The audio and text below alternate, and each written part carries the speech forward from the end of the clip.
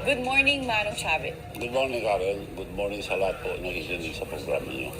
Manong Chavit, sa tagal nyo na po sa politika, bakit ngayon lang kayo nag-decide magsalita tungkol sa corruption and anomalies? Dahil sobra na eh. Nababalitaan ko na yan noon, pero sobra na. That's the reason why I'm here, para sabihin, para maintindihan ng taong bayan itong graft and corruption.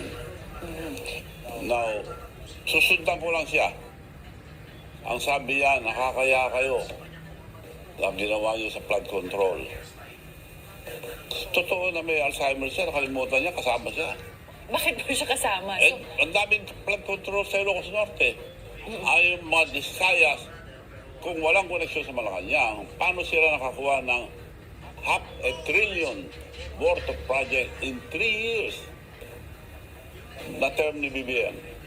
half a trillion. 545 billion na nakuha. Sa 10 company ni Discaya. 4 sa construction company ni Discaya, nasa Ilocos Norte, contractor nila. Meron siyang 38 projects sa Discaya. Yung bagong mayor na pinili nila, 33 projects of Mayor Alcid. Kanila yun.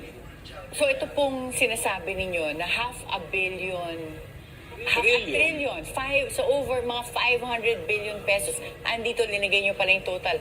545 billion total projects of the Discayas nationwide in the last 3 years under the Marcos administration. Yes. So, bakit ang paratang ninyo ay may koneksyon ang mga Discayas sa Pangulong Marcos? Sila contractors all over.